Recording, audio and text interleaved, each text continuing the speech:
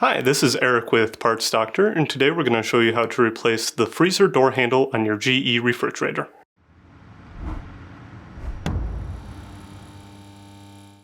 If you need to purchase a new freezer door handle for your refrigerator, check out our website, partsdoctor.com, where we sell parts for all major appliance brands. Start by removing the two screws holding the door handle in place using an 1/8 inch hex key. You may need to peel back a sticker on the left side to access the left screw.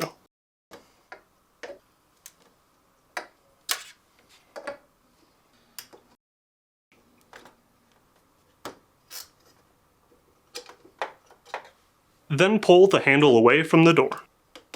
If you need to purchase a new freezer door handle, you can check out our website, partsdoctor.com. We'll leave a link in the description below. You want to make sure that you are searching with the model number from the tag on your refrigerator to make sure that you are getting the correct part. To install, align the handle to the mounting screws, being sure that the screw inserts on the handle are facing down.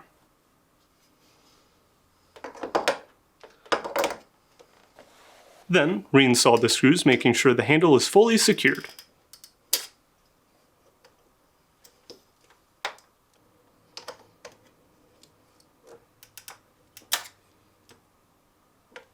If it wiggles, tighten the screws until snug. And that's it for this video, and if you learned something new, hit that like button below. And if you want to see more videos like this or these, please consider subscribing.